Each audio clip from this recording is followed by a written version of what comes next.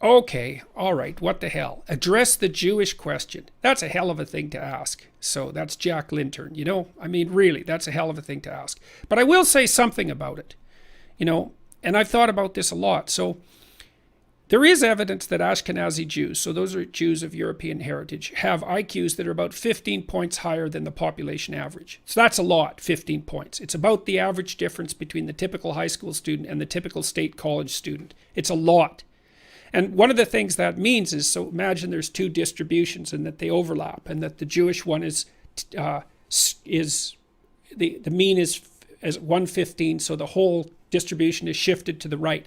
What that means is that if you go up into the higher IQ strata, 130, 145, way the hell up there, that Jewish people are overwhelmingly overrepresented at the high end of the IQ distribution. Now, the price they pay for that is some increased propensity for neurological diseases that seems to be associated in some sense with that heightened IQ. Now, you know, the science on this isn't settled, but it's reasonably solid, you know, given the standards of such things. Okay, so Jews are going to be overrepresented at the high end of cognitively complex disciplines. So then I would say, and that's the case, like they're way overrepresented among like outstanding scientists and among Nobel Prize winners and so forth. And so, you know, people look and they think, well, why are there a disproportionate number of Jewish people in positions of authority? And they say, well, it must be a conspiracy. You know, it must be systemic in some sense. It's like, no, it can be simply accounted for by that relatively large IQ differential.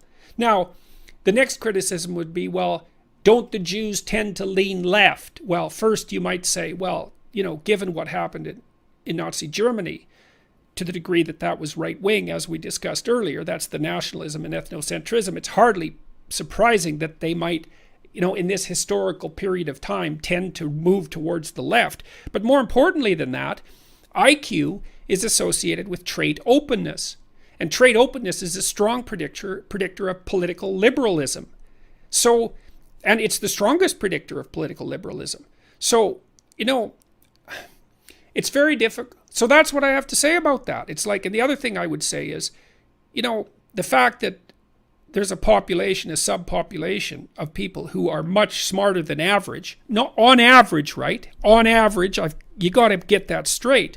On average is actually of great benefit to the rest of us, because what do you want? Fewer geniuses? Fewer people with IQs of 145 or 160? That's, and you know, and it's no conspiracy that puts people who are smarter higher up in competence hierarchies, because IQ is the best predictor of movement up in a complex competence hierarchy.